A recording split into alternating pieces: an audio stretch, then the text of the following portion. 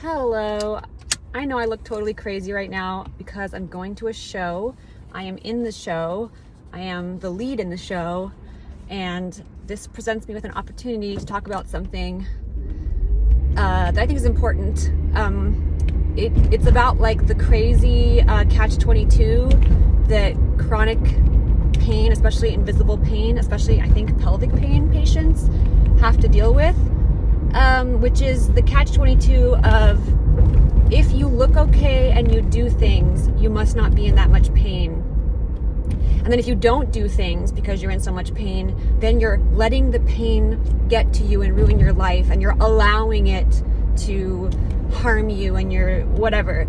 I have had so many people tell me that. So for the last 3 years since I've had pudendal neuralgia after a surgery, and especially for the last 3 to 4 months, I have been trying to put myself out there, not let this limit me as much as I'm physically able to not let it limit me,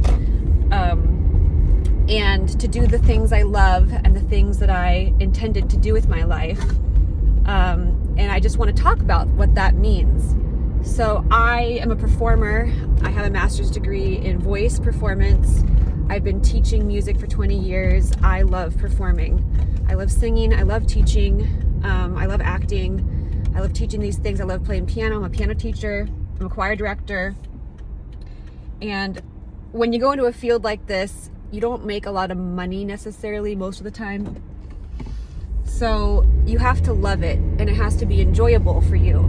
And that brings me to an important point about chronic pain and chronic illness.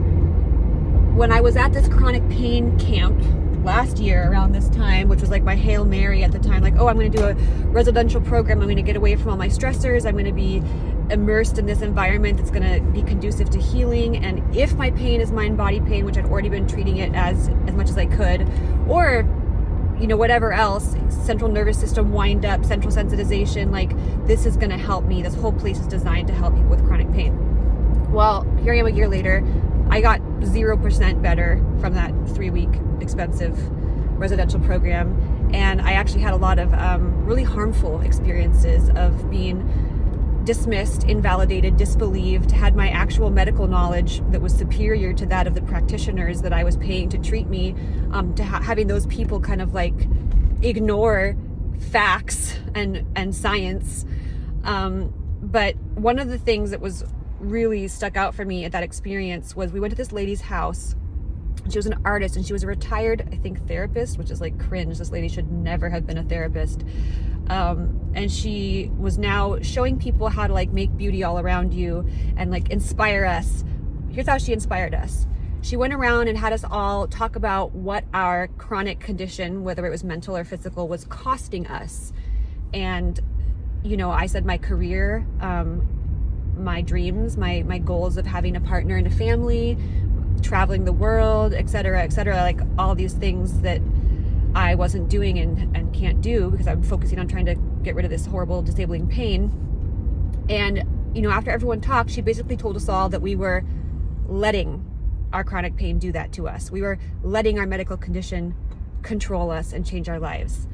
And it was just so awful. It's so awful to hear that kind of invalidation, especially for me, who that year had pushed myself to do some things that I wanted to do that were handed to me. My injury is my genitals, so like I can't talk about it. I can't tell my employers what's wrong with me. Really help them understand why it's so hard and what I'm struggling with. So people keep asking me to work, and I'm often being offered dream come true things that I have had to turn down or I've attempted to do. And so what I want to tell that lady that just dismissed the suffering of everyone in that room, when you say people give up what they love because of chronic pain, what you love, when you love something, it has to be enjoyable. Okay, so here I am going to lead in this show in Hollywood. It is a dream come true. It's an amazing show. A friend of mine from way back wrote it. Everyone in the cast is very talented.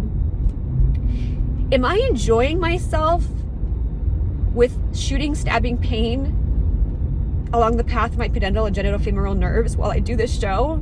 Is that fun for me? No, it's not. I am forcing myself to do something that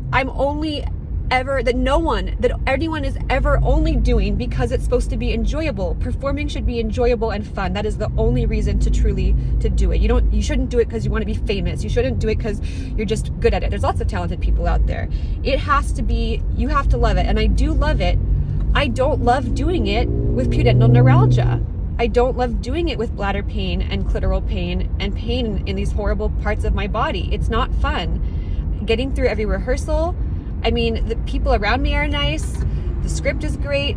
There's other difficulties, that normal stressors. And when you're in chronic pain and the normal stressors of any sort of job situation hit you, they hit you that much worse because you're already suffering. So the point I'm trying to make is that there are a lot of really good reasons for people with disabling chronic conditions who might be able to push themselves to get through something that they love to not do it. Because if you love it, it might not be fun anymore if you're doing it and you're just in excruciating pain the whole time.